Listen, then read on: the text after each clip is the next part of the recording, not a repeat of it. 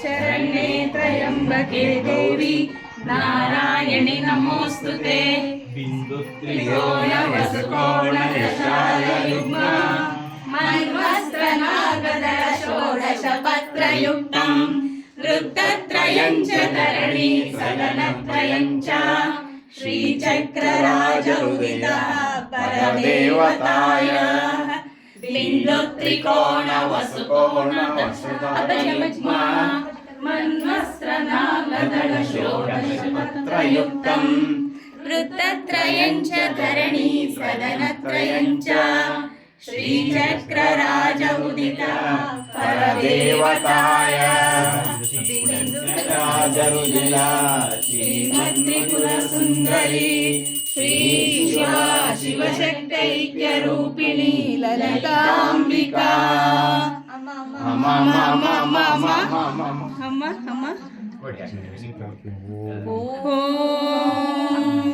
अमृतहस्ताय विद्महे महाशक्तिरूपाय धीमहि तन्नो विजयानन्दप्रचोदयात्। ॐ सुवर्णवृष्टिं कुरु मे गृहे श्री सुधान्यवृद्धिं कुरु मे गृहे श्री कल्याणस्वरूपे सर्वेशे सर्वशक्तिसमन्विते भयेभ्यस्त्राणि नो देवी दुर्गे देवी नमोऽस्तुते। या देवी सर्वभूतेषु मातृरूपेण संस्थिता नमस्तस्यै नमस्तस्यै नमस्तस्यै नमो नमः। या देवी सर्वभूतेषु शक्तिरूपेण संस्थिता नमस्तस्यै नमस्तस्यै नमस्तस्यै नमो नमः। या देवी सर्वभूतेषु शान्तिरूपेण संस्थिता नमस्तस्यै नमस्तस्यै नमस्तस्यै नमो नमः। या देवी सर्वभूतेषु श्रद्धारूपेण संस्थिता नमस्तस्यै नमस्तस्यै नमस्तस्यै नमो नमः। या देवी सर्वभूतेषु लक्ष्मीरूपेण संस्थिता नमस्तस्यै नमस्तस्यै नमस्तस्यै नमो नमः। या देवी सर्वभूतेषु ಸರ್ವಭೂತೇಷು ಚೇತನೇತ್ಯಭಿಧೀಯತೆ. ನಮಸ್ತಸ್ಯೈ ನಮಸ್ತಸ್ಯೈ ನಮೋ ದೇವ್ಯೈ ಮಹಾದೇವ್ಯೈ ಶಿವಾಯೈ ಸತತಂ ನಮಃ. ನಮಃ ಪ್ರಕೃತೈ ಭದ್ರಾಯೈ ನಿಯತಾಂ ಪ್ರಣತಾಂ ಸ್ಮತಾಂ. ಬಿಂದು ತ್ರಿಕೋಣ ವಸುಕೋಣ ದಶಾರಯುಗ್ಮ ಮನ್ವಸ್ತ್ರನಾಗದಳ ಷೋಡಶಪತ್ರಯುಕ್ತಂ. ವೃತ್ತತ್ರಯಂ ಚ ಧರಣಿ ಸದನತ್ರಯಂ ಚ ಶ್ರೀಚಕ್ರರಾಜಮುದಿತಾ ಪರದೇವತಾಯ. ಶ್ರೀಚಕ್ರರಾಜನಿಲಯ ಶ್ರೀಮತ್ತ್ರಿಪುರಸುಂದರಿ ಶ್ರೀ ಶಿವಾ ಶಿವಶಕ್ತೈಕ್ಯರೂಪಿಣಿ ಲಲಿತಾಂಬಿಕಾ. ಜೀವನದಲ್ಲಿ ಅತ್ಯಂತ ದೊಡ್ಡ ಸಾಧನೆ ಯಾವುದು?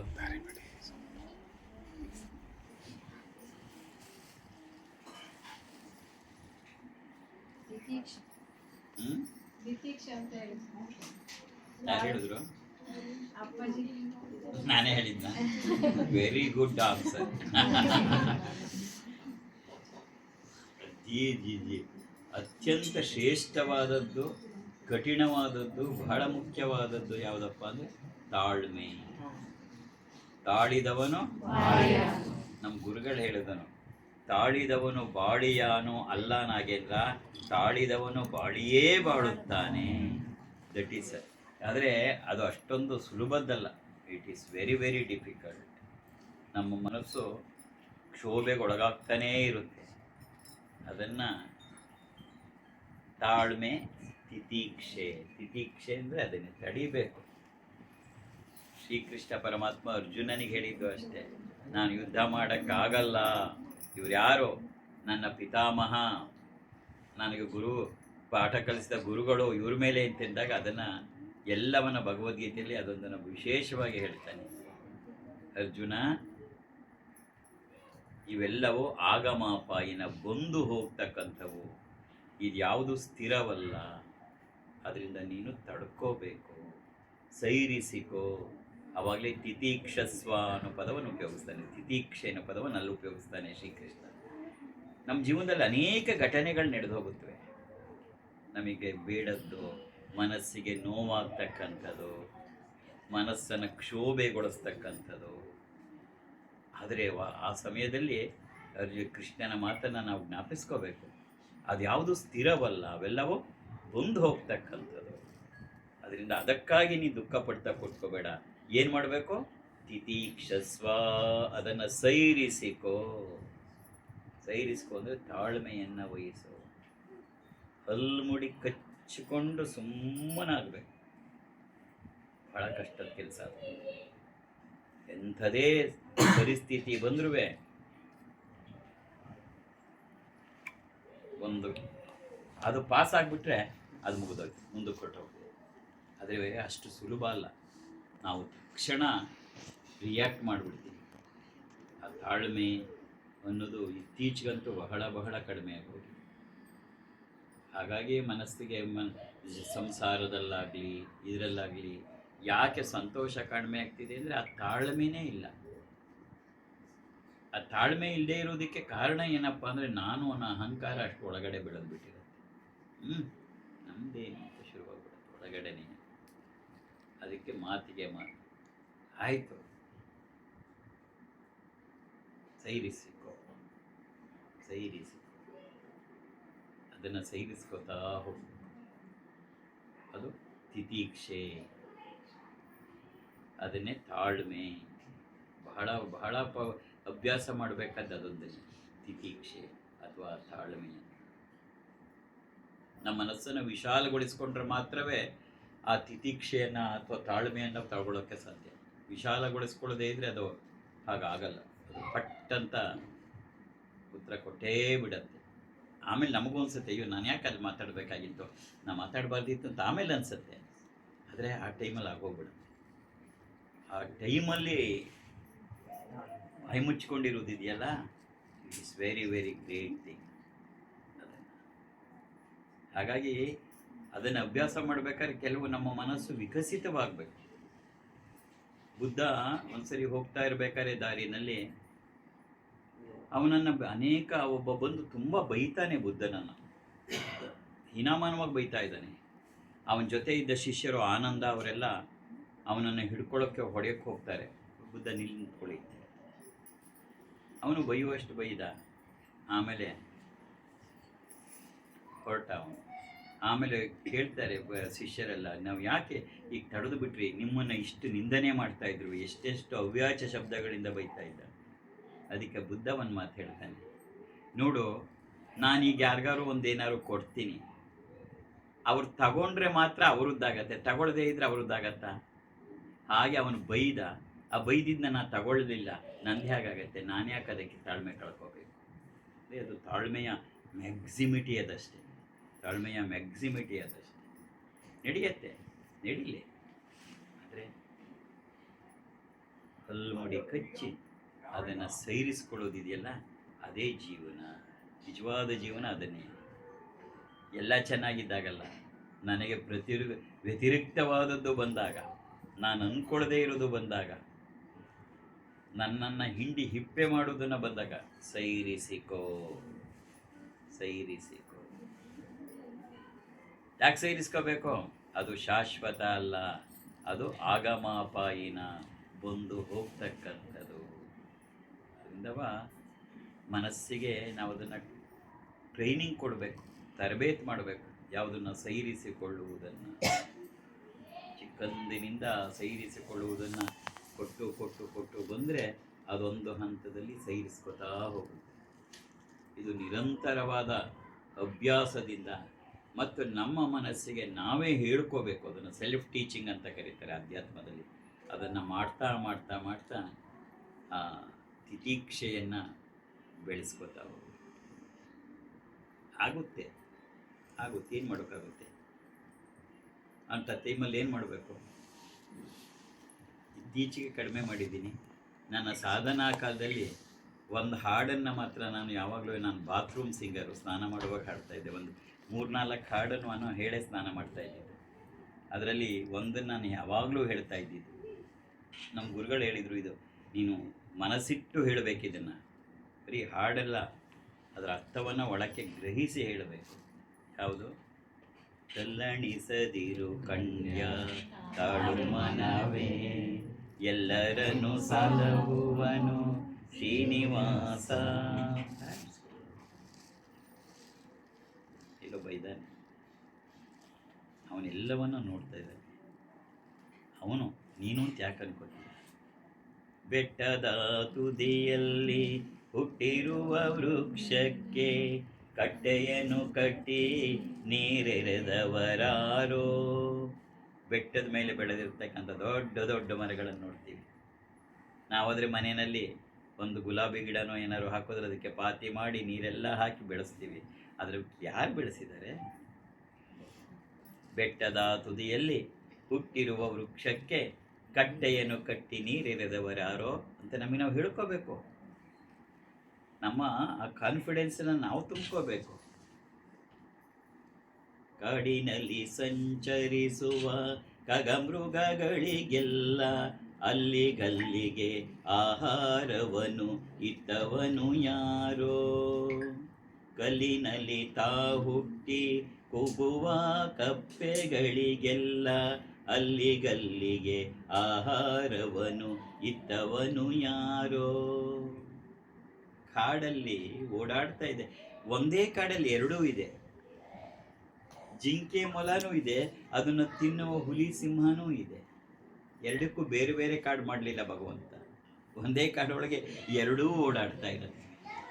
ಆದರೆ ಆ ಪ್ರಕೃತಿಯ ವೈಶಿಷ್ಟ್ಯ ಒಳ್ಳೆ ಹೇಗಿರುತ್ತೆ, ಅಲ್ಲಿಗಲ್ಲಿಗೆ ಆಹಾರವನ್ನು ಹೇಗೆ ಕೊಡ್ತಾ ಇರ್ತಾರೆ.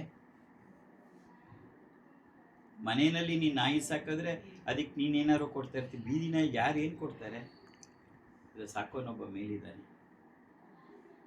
ಎಲ್ಲದೂ ಅಷ್ಟೇ. ಎಲ್ಲ ಕಾಡಿನಲ್ಲಿ ಹುಟ್ಟಿ ಆ ಓಡಾಡುವ ಖಗಮೃಗಗಳಿಗೆಲ್ಲ ಅಲ್ಲಿಗಲ್ಲಿಗೆ ಯಾವುದಾದ್ರು ಹೊಟ್ಟೆ ಹಸುವಿನಿಂದ ಯಾವೂ ಸಾಯಲ್ಲ. ಅವನು ಹೊಟ್ಟೆ ಕೊಡ್ತಾನೆ. ಕಲ್ಲೊಳಗೆ ಇರುತ್ತೆ ಕಪ್ಪೆ, ಅದರೊಳಗೆ ಆಹಾರ ಕೊಡ್ತಾನೆ. ಬಲ್ಲಿದನು ನೆಲೆ ಆದಿಕೇಶವರಾಯನು. ಅವನಿದ್ದಾನೆ. ಅಷ್ಟು ಹೇಳಲಿಲ್ಲ ಕನಕದಾಸರು, ಅದನ್ನು ಇನ್ನೊಂದು ಪದವನ್ನು ಹೇಳ್ತಾರೆ, ಸಲಹುತ್ತಾನೆ ಅಂತ ಹೇಳಲಿಲ್ಲ ಅವರು. ಗಟ್ಟಿಯಾಗಿ ಸಲಹುವನು ಇದಕ್ಕೆ ಸಂಶಯವಿಲ್ಲ. ಡೆಫಿನೆಟ್ ಆಗಿ ನೀನು ಅನ್ಕೊಂಡಾಗ ಅದಕ್ಕೆ ಆ ಪದ 10 ಸರಿ ಅಂಡರ್ಲೈನ್ ಮಾಡಬೇಕು. ಗಟ್ಟಿಯಾಗಿ ಬರೀ ಸಲಹುವನು ಅಂತ ಹೇಳಲಿಲ್ಲ ಅವರು, ಗಟ್ಟಿಯಾಗಿ ಸಲಹುವನು ಇದಕ್ಕೆ ಸಂಶಯವಿಲ್ಲ. ನೀನು ಯಾಕೆ ಸುಮ್ಮನೆ ಒದ್ದಾಡ್ಕೋತೀಯಾ? ನನ್ನ ಮನಸ್ಸಿಗೆ ನಾನು ಹೇಳ್ಕೋಬೇಕು. ತಲ್ಲಣಿಸದಿರು ಕಂಡ್ಯ ತಾಳು ಮನವೇ, ಎಲ್ಲರನ್ನು ಸಲಹುವನು ಶ್ರೀನಿವಾಸ. ಇವೆಲ್ಲ ನಮ್ಮ ಮನಸ್ಸಿಗೆ ನಾವೇ ಹೇಳ್ಕೊಂಡು ನಮ್ಮ ಮನಸ್ಸನ್ನು ಜಾಗೃತಗೊಳಿಸ್ಕೋಬೇಕು. ನಮ್ಮ ಮನಸ್ಸನ್ನು ವಿಕಸಿತಗೊಳಿಸೋದು ಒಂದು ಹೃದಯ. ಅದಕ್ಕೆ ಹೇಳಿ ಹೇಳಿ ಹೇಳಿ ಆ ಮನಸ್ಸನ್ನು ಆಯಿತು ಬಿಡು, ಆಯಿತು ಒಂದು ಮಾತಂದ್ರೆ ಅಲ್ಲಿ ಬಿಡು, ಅಂದ್ಕೊಳ್ಳಿ ಬಿಡಿ, ಏನೀಗ ಅಲ್ಲ, ಆದರೂ ನಿಮ್ಮನ್ನು ಅವ್ರು ಹಾಗೆ ಅಂದ್ಕೊಳ್ಳಿ ಬಿಡು, ಏನೀಗ ಏನಾಗೋಯ್ತೀಗ, ನನಗೇನಾಗೋಯ್ತು. ಪಕ್ಕದಲ್ಲಿರೋರು ಸುಮ್ಮನಿರಲ್ಲ, ಆದರೂ ಅವ್ರು ನಿಮ್ಮನ್ನು ಅನ್ಬಾರ್ದಿತ್ತು ಬಿಡಿ, ಅನ್ನುತ್ತಲೇ ಇರ್ತಾರೆ. ಆದರೆ ನೀನು ಅಂತಾನೆ ಹೋಗಬೇಕು. ಏನೋ ಅಂದ್ಕೊಳ್ಳಿ ಬಿಡು, ಏನಾಯ್ತು ಈಗ, ಆಯ್ತು ಅವನೇ ದೊಡ್ಡವನಾಗಲಿ ಬಿಡು. ಅದಕ್ಕೆ ತಿತಿಕ್ಷೆಯ ಜೊತೆಗೆ ಇರ್ತಕ್ಕಂಥ ಇನ್ನೊಂದು ಮಹತ್ತರವಾದಂಥ ಸಾಧನೆ ಅಂದರೆ ಮೌನ. ಇವೆರಡು ಒಟ್ಟಿಗೆ ಹೋಗಬೇಕು. ತಿತಿಕ್ಷೆ ಮತ್ತು ಮೌನ, ತಾಳ್ಮೆ ಮತ್ತು ಮೌನ. ಬಾಯಿ ಮುಚ್ಕೊಂಡಿರ್ಬೇಕು. ಮೌನ ಅದು ಅಶಕ್ತತೆಯದಲ್ಲ, ಶಕ್ತಿಹೀನರ ಲಕ್ಷಣ ಅಲ್ಲ. ಮೌನವೇ ಅತ್ಯಂತ ಶ್ರೇಷ್ಠವಾದ ಶಕ್ತಿಯುತವಾದದ್ದು. ಎಂಥ ಇದೆ ಅಂತ ಹೇಳಿದ್ರೆ ಎಂಥವನನ್ನು ಬಗ್ಗಿಸ್ಬಿಡತ್ತೆ. ಮೌನವಾಗಿದ್ದ ಮಾತ್ರಕ್ಕೆ ನಾವೊಬ್ಬರು ಯಾರೋ ನನ್ನ ಬಗ್ಗೆ ಇವಾಗ ಏನೋ ಹೇಳ್ತಿದ್ದಾರೆ ಅಂತಂದರೆ ನಾ ಮೌನವಾಗಿದ್ದ ಮಾತ್ರಕ್ಕೆ ನಾನು ಅದನ್ನು ಒಪ್ಕೊಂಡಿದ್ದೀನಿ ಅಂತ ಅರ್ಥ ಅಲ್ಲ. ನಾನು ಒಪ್ಕೊಂಡಿಲ್ಲ ಅಂದ ಮಾತ್ರಕ್ಕೆ ಅವರೊತ್ತಿಗೆ ಅದರಲ್ಲಿ ದಬಾಯಿಸಬೇಕಾಗಿಲ್ಲ. ನೀನು ನಿನಗೆ ಆಗದೇ ಇರೋ ವಿಚಾರಕ್ಕೆ ಯಾರಿಗೋ ಇನ್ನೊಬ್ಬರಿಗೆ ನೀನು ಮಾತಾಡ್ತಾ ಇದೀಯಾ ಅಂದ್ರೆ ಅರ್ಥ ನಿನ್ನನ್ನು ನೀನು ಡಿಫೆಂಡ್ ಮಾಡ್ಕೋತಿದೀಯಾ ಅಂದ್ರೆ ಅರ್ಥ ನಿನ್ನಲ್ಲಿ ವೀಕ್ನೆಸ್ ಇದೆ ಅಂತ. ನೀ ಬಾಯಿ ಮುಚ್ಕೊಂಡಿರೋವಾಗ ಮೌನವಾಗಿದ್ದ ಮಾತ್ರಕ್ಕೆ ನೀನೆಲ್ಲ ಒಪ್ಕೊಂಡ್ಬಿಟ್ಟೆ ಅಂತ ಅರ್ಥ ಅಲ್ಲ. That hits back. ಅದರಿಂದ ಅತ್ಯಂತ ಮಾತೇ ಮುತ್ತು, ಆದರೆ ಮೌನ ಮಾಣಿಕ್ಯ. ಮಾತು ಮುತ್ತು, ಮೌನ ಮಾಣಿಕ್ಯ. ಬಹಳ ಕಷ್ಟ. ಇವೆರಡನ್ನ ನಾವು ಜೀವನದಲ್ಲಿ ಅಭ್ಯಾಸ ಮಾಡಬೇಕು. ಇವತ್ತ ಹೇಳ್ಬಿಟ್ಟು ಮಾತ್ರಕ್ಕಾಗಲ್ಲ. ಹಲ್ಲು ಮುಡಿ ಕುಚ್ಕೊಂಡು ಸೈರಿಸ್ಕೊಳ್ಳೋದು, ಹಾಗೆ ತಾಳ್ಮೆ. ಮನಸ್ಸಿಗೆ ನಾವೇ ಹೇಳ್ಕೊತಾನೆ, ಇವತ್ತಿದ್ದಾಗೆ ನಾಳೆ ಇಲ್ಲಪ್ಪ. Every day is that Sunday, other days has to come. ಸೈರಿಸಿ ಇರಲಿ. ಮೇಲಕ್ಕೆ ಹೋಗಿದ್ದು ಕೆಳಗೆ ಬರಲೇಬೇಕು, ಕೆಳಗಿರೋದು ಮೇಲಕ್ಕೆ ಹೋಗಬೇಕು. ಅದು ಪ್ರಕೃತಿ. ಆಗಲಿ, ಏನಾಯ್ತು ಈಗ, ಅವರೇ ಗೆಲ್ಲಿ, ಮೇಲೆ ಒಬ್ಬ ನೋಡೋನಿದ್ದಾನೆ ಅಂಥೇಳಿ ಆ ಮನಸ್ಸಿಗೆ ಸಮಾಧಾನವನ್ನು ಕೊಟ್ಕೊಂಡು ಮೌನವಾಗಿರಬೇಕು. ನಮ್ಮ ಕೆಲಸವನ್ನು ನಾವು ಮಾಡ್ತಾ ಇರಬೇಕು. ಅಯ್ಯೋ ಮಗನ ಮದುವೆ ಏನಾಗುತ್ತೆ, ಸೆಟ್ಲಾಗೋವರೆಗೂ ಒಂಥರ ಆತಂಕ. ಸೆಟ್ಲಾದ ಮೇಲೆ ಹೇಗಾಗುತ್ತೆ, ಹೇಗಾಗುತ್ತೆ, ಹೇಗಾಗಬೇಕೋ ಹಾಗೆ ಆಗುತ್ತೆ. ನಮ್ಮ ಕರ್ತವ್ಯವನ್ನು ಮಾಡ್ತಾ ಹೋಗಬೇಕು. ಅದರಲ್ಲಿ ಆತಂಕ ಇಟ್ಕೋಬಾರ್ದು. ನಾವೆಲ್ಲ ಬಳಲ್ತಾ ಇರೋದೇ ಆ ಆತಂಕದಿಂದ. ಯಾತಕ್ಕೆ ಆತಂಕ ಆಗತ್ತೆ ಅಂದರೆ ನಮ್ಮಲ್ಲಿ ಆ ತಿತೀಕ್ಷೆ ಇಲ್ಲ, ಸೈರಿಸ್ಕೊಳ್ಳೋದಿಲ್ಲ. ಇರಲಿ. ನಾವೆಲ್ಲ ಎಷ್ಟೋ ಭಗವಂತನನ್ನು ಎಷ್ಟೋ ಪೂಜೆ ಮಾಡ್ಬೋದು, ಲಲಿತಾ ಸಹಸ್ರನಾಮ ಮಾಡೋದು, ಓಂ ಭ್ರೀಂ ಪರಾಶಕ್ತಿಯ ನಮಃ ಹೇಳ್ಬೋದು, ಏನೇ ಹೇಳ್ಬೋದು. ಆದರೆ ನಮ್ಮ ಹೃದಯಕ್ಕೆ ಗೊತ್ತಾಗಬೇಕು ಅಲ್ಲಿ he is there, she is there. ಅಮ್ಮ ಇದ್ದಾಳೆ, ಅವಳೆಲ್ಲವರನ್ನು ನೋಡ್ಕೋತಾಳೆ. ಹಾಗೆ ಯಾರು ಅಪ್ಪನನ್ನು ನಂಬಿ ಬದುಕಿದಾರೋ ಅವ್ರದ್ದೆಲ್ಲವೂ ನಡೆದು ಹೋಗ್ತಾ ಇದೆ. ಅದೇ ಇರೋದು. ಯಾಕೆಂದರೆ ಅವರ ದೃಢತೆಯೇ ಅವರು ಅದಕ್ಕೆ ಬಲವನ್ನು ಕೊಟ್ಬಿಟ್ಟಿರುತ್ತೆ. ಆ ಒಂದು ದೃಢ ನಮ್ಮ ಅಪ್ಪಿದ್ದಾರೆ, ನಾನು ನೋಡ್ಕೋತಾರೆ, ನಮ್ಮ ಅಪ್ಪಾಜಿ ಇದ್ದಾರೆ, ನಾನು ನೋಡ್ಕೋತಾರೆ ಅನ್ನುವ ಬರೀ ಬಾಯಲ್ಲಿ ಬರಬಾರ್ದು. ಆ ಹೃದಯದಲ್ಲಿ ನಿನಗೆ ಆ ದೃಢತೆ ಬಂದುಬಿಡ್ತಾ, ಅವಾಗ ಅಪ್ಪಾಜಿ ನೋಡ್ಕೊಳ್ಳೇಬೇಕಂತ ಪ್ರಸಂಗ ಬರುತ್ತೆ. ಯಾಕೆಂದರೆ ಎಲ್ಲವನ್ನು ಒಪ್ಪಿಸ್ಬಿಟ್ಟಾಯ್ತು. ನಮ್ಮ ಅಪ್ಪಾಜಿ ಇದ್ದರೆ ಬಿಡ, ನನಗೇನಿಲ್ಲ ಅದ್ರ ಬಗ್ಗೆ ನನಗೆ ಯೋಚನೆ ಇಲ್ಲ, ನೀವು ಬಿಟ್ಟು ಹಾಕ್ಬಿಟ್ರೆ ಆಗ ಯೋಚನೆ ಭಗವಂತನಿಗೆ ಸೇರುತ್ತೆ. ಆಗ ಅವನು ಅದನ್ನು ಮಾಡಲೇಬೇಕಾದಂತಿರುತ್ತೆ. ಹಾಗಾಗಿ ಜೀವನದಲ್ಲಿ ನಾವೆಲ್ಲರೂ ಕೂಡ ಅದನ್ನು ಅಭ್ಯಾಸ ಮಾಡ್ತಾ ಹೋಗಬೇಕು. ಯಾತಿಗೆ ಬೇಕು ನಮಗೆ ಗುರು ಅಂದ್ರೆ ಅದೇ ಉದ್ದೇಶಕ್ಕೆ. ಏನು ಅಂದರೆ ನಮಗೆ ಇದೆಲ್ಲ ಸಾಧಿಸ್ಬೇಕಾದ್ರೆ ಒಂದು ಆಧಾರ ಬೇಕು. ಯಾವ ಆಧಾರನೂ ಇಲ್ಲದೆ ನಾನು ಏನಿಲ್ಲ ಎಲ್ಲ ನಡೆದು ಹೋಗ್ಬಿಡುತ್ತೆ ಎಲ್ಲ ಇದ್ದೇನೆ ಅಂತ ಅನ್ನೋಕ್ಕಲ್ಲ. ಆದರೆ ನನ್ನ ಹಿಂದೆ ಒಂದು ಆಧಾರ ಇದೆ. ಏನಿಲ್ಲ, ಈ ಜಗಳಕ್ಕೆ ಹೋಗುವಾಗ ಇಬ್ರು ಕೈ ಹಿಡ್ಕೊಂಡ್ರೆ ನಿಂಗೊಂದು ಸ್ಪಿರಿಟ್ ಬರುತ್ತೆ. ನೀನು ಯಾರೋ ಕೈ ಹಿಡ್ಕೊಳ್ತಾರೆ ಸುಮ್ಮನಿರ್ತೀಯ. ಆ ಎರಡು ಕೈ ಇಬ್ಬರು 4 ಕೈ ಹಿಡ್ಕೊಂಡ್ಬಿಡ್ಲಿ, ಬೇಡ ಬಿಡೋ ಬೇಡ ಬಿಡೋ ಅಂತ ಹಿಡ್ಕೊಳ್ಳಿ, ಬಿಡೋ ನನ್ನ ಅಂತಾನೆ ಅವನು. ಅವನ ಕೈ ಬಿಟ್ಬಿಡು, ಅವನೇನೂ ಮಾಡಲ್ಲ. ಹಾಗೆ ಕೈ ಹಿಡ್ಕೋತಾನೆ ಗುರು. ಕೈ ಹಿಡಿದು ನಿನಗೆ ಹುರಿದುಂಬಿಸ್ತಾನೆ, ನಾನಿದ್ದೀನಿ ಅಂತ. ನಾನಿದ್ದೀನಿ ನಮ್ಮ ಭರವಸೆ ಸಿಕ್ಕಿದಾಗ ಆ ಮನುಷ್ಯ ಏನನ್ನು ಬೇಕಾದ್ರೂ ಜೀವನದಲ್ಲಿ ಸಾಧಿಸ್ತಾನೆ. ಅದಕ್ಕೆ ಗುರುವಿನ ಪಾತ್ರ ಬಹಳ ಮಹತ್ವದದ್ದು. ಬರೀ ಬೋಧನೆ ಮಾಡ್ತೇನೆ ಅಂತಲ್ಲ, ಎಸ್ ಹಿ ಈಸ್ ದೇ, ನನ್ನ ಜೊತೆ ನಿಧಾನೇನು ಆ ದೃಢತೆ ಬಂತು, ಮಿಕ್ಕಿದ್ದೆಲ್ಲವನ್ನ ಇಷ್ಟೆಲ್ಲ ಲಕ್ಷಾಂತರ ಜೀವನದಲ್ಲಿ ನಂಬಲ ಅಸದಳವಾದದ್ದು ನಡೀತಾ ಇದೆ. ಯಾರಿಗೆ ನಡೀತಾ ಇರೋದು, ಯಾರಿಗೆ ಆ ದೃಢತೆ ಇದೆ ಅವ್ರದ್ದೆಲ್ಲ ನಡೀತಾ. ಯಾರು ಇದು ಒಂದು ಚಾನ್ಸ್ ನೋಡೋಣ, ಎಲ್ಲ ಕಡೆನೂ ಹೋಗಿ ಬಂದ್ವಿ, ಇದನ್ನು ನೋಡೇ ಬಿಡೋಣ ಅಂತ ಬರ್ತಾರೆ, ಅವ್ರದ್ದಾಗಲ್ಲ. ಇದನ್ನು ನೋಡೋಣ ಅಂತಂದವ್ರದ್ದಾಗಲ್ಲ. ಇದೇ ನಂದು ಅಪ್ಪ, ಕೊಡೋದಾರು ಕೊಡೋ, ಇದೆ ಬಿಡು ಅನ್ನೋ ತೀರ್ಮಾನಕ್ಕೆ ಬಂದರೆ 32 ವರ್ಷ ಆಗಿ ಮದುವೆ ಆಗಿ ಅದ್ವರೆಗೂ ಸಂತಾನ ಆಗಿಬಿಡುತ್ತೆ. 3 ವರ್ಷ ಆಗಿಲ್ಲ, ಇದು ಒಂದು ಚಾನ್ಸ್ ನೋಡೋಣ ಅಂತಂದವ್ರಿಗೆ. ಇದಕ್ಕೆಲ್ಲ ಮುಖ್ಯವಾದ ಕಾರಣ ಆ ದೃಢತೆ. ಆ ದೃಢತೆ ಬರಬೇಕಾದ್ರೆ ಇವೆಲ್ಲವನ್ನು ಮೈಗೂಡಿಸ್ಕೊಳ್ಳೋದೇ ಅಧ್ಯಾತ್ಮ. ಅಧ್ಯಾತ್ಮ ಅಂದರೆ ಬರೀ ಒಂದು ಪಾರಾಯಣ ಮಾಡ್ತೀನಿ, ಒಂದು ಪೂಜೆ ಮಾಡ್ತೀನಿ ಅದಷ್ಟೇ ಅಲ್ಲ, ಜೀವನವನ್ನು ರೂಪಿಸ್ಕೋಬೇಕು. ಇವೆಲ್ಲವನ್ನು ಒಂದು ತಾಳ್ಮೆ, ಈ ತಿತೀಕ್ಷೆ, ಮೌನ, ಶಾಂತಿ, ಸಮಾಧಾನ, ನೆಮ್ಮದಿ, ಇದೆಲ್ಲ ಮಾಡ್ತಾ ಮಾಡ್ತಾ ಏನಾಗುತ್ತೆ, ಆನಂದ ಉಂಟಾಗತ್ತೆ. ಯಾಕೆ ನಮಗೆ ನಾವೇ ಸಮಾಧಾನ ಮಾಡ್ಕೋತಾ ಇರೋ ಆನಂದ ಉಂಟಾಗತ್ತೆ. ಇಲ್ಲರ ಮನಸ್ಸು ಕ್ಷೋಭೆ ಪಡುತ್ತೆ. ಎಲ್ಲ ಚೆನ್ನಾಗಿದ್ರು ಏನಾರು ಒಂದು ತಪ್ಪು ಹುಡುಕತ್ತೆ ನಮ್ಮ ಮನಸ್ಸು. ಎಲ್ಲ ಸರಿಯಾಯಿತು ಅನ್ನೋವಾಗಲೂ ಚೆನ್ನಾಯಿತು ಆದರೆ ಅಂತ ಶುರು ಮಾಡುತ್ತೆ. ಅದು ಮನಸ್ಸಿನ ಲಕ್ಷಣವೇ ಹಾಗೆ. ಅದನ್ನು ಪಕ್ಕಕ್ಕಿಡಬೇಕು. ಪಕ್ಕಕ್ಕಿಟ್ಟು ಏನೇ ಆಗಲಿ ನಾವು ಅಪ್ಪಿದ್ದಾನೆ ನೋಡ್ತೇವೆ ಅಂತ ಬಂದಾಗ ಎಂತಹ ಭಯಂಕರವಾದದ್ದನ್ನು ಕೂಡ ದಾಟ್ಕೊಳ್ತಾರೆ. ಅದನ್ನೇ ಶ್ರದ್ಧೆ ಅಂತ ಕರೆಯೋದು. ಶ್ರದ್ಧೆ ಅಂದ್ರೆ ಅದೇ. ಪೂರ್ತಿ ಅವನಿಗೆ ಒಪ್ಪಿಸಿದ್ದೀನಿ, ನೋಡೋಣ ಮಾಡ್ತಾರೆ, ಒಪ್ಪಿಲ್ವ. ಆ ಒಂದು ದೃಢತೆ, ಆ ಒಂದು ತಾಳ್ಮೆ, ಆ ಒಂದು ಸಹನೆ, ಆ ಮೌನ ನಮ್ಮನ್ನು ದಾಟ್ಸತ್ತೆ. ಅದರೊಳಗೆ ಅನುಮಾನವಿಲ್ಲ. God seize the truth but weights ಅಂತ ಹೇಳ್ತಾರೆ. ಅದರ ಅರ್ಥ ಯು ಹ್ಯಾವ್ ಟು ವೇಟ್. ಎಷ್ಟು ಕಾಲ ಕಾಯಬೇಕು ಅಂತಂದರೆ ಶಬರಿಯನ್ನು ನೋಡಿ ಕಲಿಬೇಕು. ಎಷ್ಟು ಕಾಲ ಕಾಯಬೇಕು. ಚಿಕ್ಕ ಹುಡುಗಿ ಅವಳು ಆ್ಯಕ್ಚುಲಿ.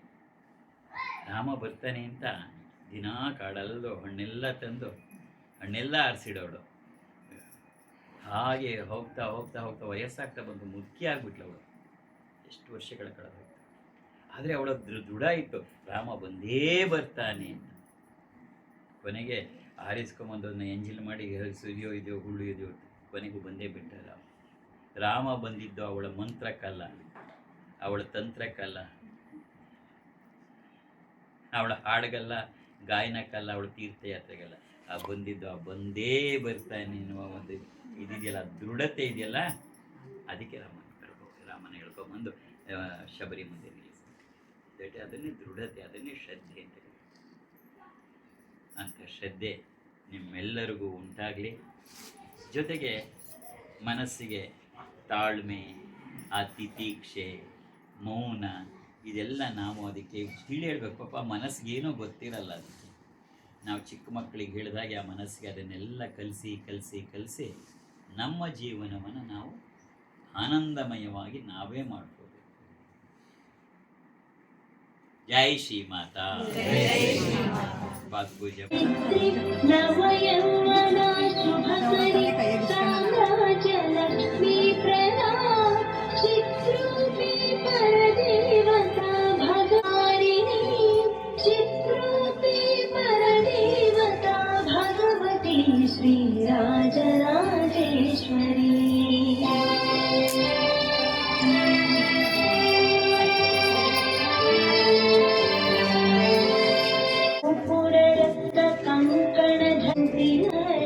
गैरेय कैराजिता वीणा वेणु विनोद मंडितकर वीरासने संस्थिता चित्रूपी परदेवता भगवती श्रीराजराजेश्वरी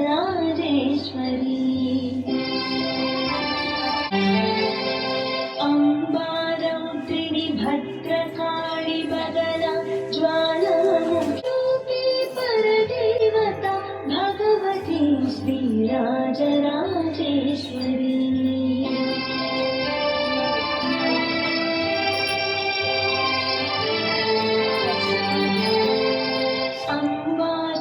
अम्बाशूलप्रशमनी वाणी रमा सेविता मल्लत्यासुरमूकदैत्यमदनि माहेश्वरी अम्बिका चित्रूपी परदेवता भगवती श्रीराजराजेश्वरी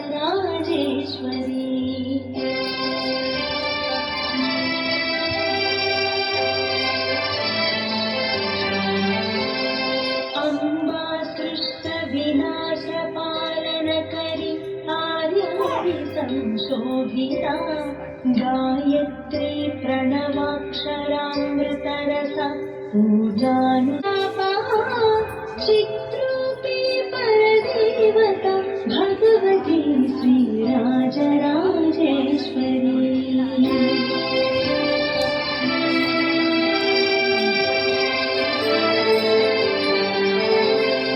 अम्बा शाश्वत आगमादि विनुता आर्या महादेवता या ब्रह्मादि पिपीलिकान्त जननी या वै जगन्मोहिनी या पञ्च प्रणवादिरेफ जननी या चित्कला मालिनी चित्रूपी परदेवता भगवती श्रीराजराजेश्वरी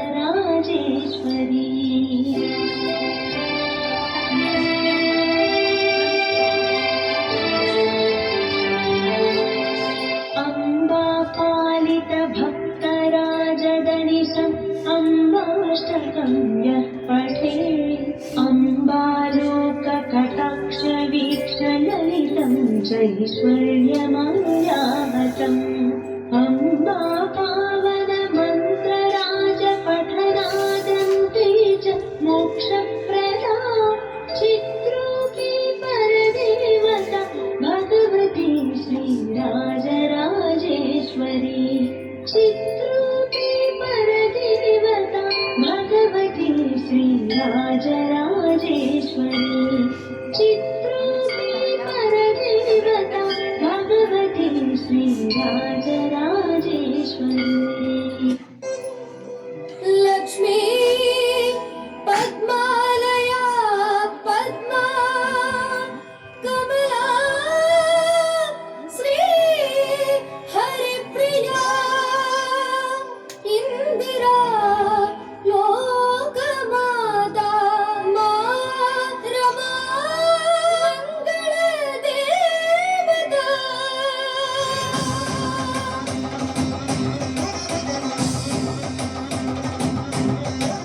नमोस्तु नाळीकनिपालनायै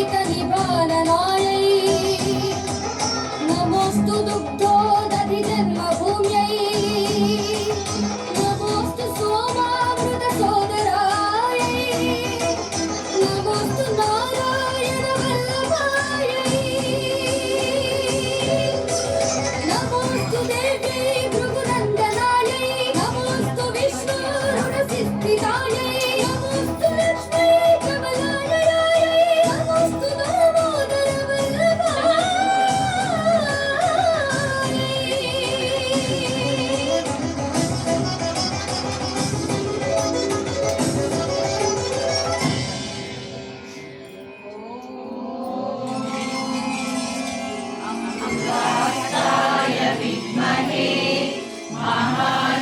महाशक्तिनेत्राय धीमहि तन्नो श्रीमाता अप्पाजी प्रचोदयात्। ॐ सुवर्णरुष्टिं कुरु मे गृहे श्रीः सुधान्यवृद्धिं कुरु मे गृहे श्रीः कल्याणवृद्धिं कुरु मे गृहे श्रीः विभूतिवृद्धिं कुरु मे गृहे श्रीः सुवर्णरुष्टिं कुरु मे गृहे श्रीः सुधान्यवृद्धिं कुरु मे गृहे श्रीः कल्याणवृद्धिं कुरु मे गृहे श्रीः विभूतिवृद्धिं कुरु मे गृहे श्रीः अम्मा सुवर्णरुष्टिं कुरु मे गृहे श्रीः सुधान्यवृद्धिं कुरु मे गृहे श्रीः कल्याणवृद्धिं कुरु मे गृहे श्रीः विभूतिवृद्धिं कुरु मे गृहे श्रीः लोकाः समस्ताः सुखिनो भवन्तु लोकाः समस्ताः सुखिनो भवन्तु लोकाः समस्ताः सुखिनो भवन्तु समस्त सन्मङ्गलानि भवन्तु ॐ शान्ति शान्ति शान्तिः हरि ओम तत्सत् सर्वं श्री जगदम्बार्पणमस्तु सर्वं श्री गुरुचरणार्पणमस्तु ದುರ್ಗಾ ಸಂಸ್ಥಾನಕ್ಕೆ ಜಯವಾಗಲಿ ಜಯವಾಗಲಿ ದುರ್ಗಾ ಸಂಸ್ಥಾನಕ್ಕೆ ಜಯವಾಗಲಿ ಜಯವಾಗಲಿ ದುರ್ಗಾ ಸಂಸ್ಥಾನಕ್ಕೆ ಜಯವಾಗಲಿ ಜಯವಾಗಲಿ ಶ್ರೀಮಾತಾ ಅಪ್ಪಾಜಿಯವರಿಗೆ ಜಯವಾಗಲಿ ಜಯವಾಗಲಿ ಶ್ರೀಮಾತಾ ಅಪ್ಪಾಜಿಯವರಿಗೆ ಜಯವಾಗಲಿ ಜಯವಾಗಲಿ ಶ್ರೀಮಾತಾ ಅಪ್ಪಾಜಿಯವರಿಗೆ ಜಯವಾಗಲಿ ಜಯವಾಗಲಿ ಸ್ವಸ್ತಿಸ್ತು ಸಮಸ್ತ ಸನ್ಮಂಗಳಾನಿ ಭವಂತು. ಎಲ್ಲರಿಗೂ ಜಗನ್ಮಾತೆಯ ಪೂರ್ಣ ಆಶೀರ್ವಾದ. ಜೈ ಶ್ರೀಮಾತಾ. ಜಯ ಶ್ರೀ ಮಾತಾ.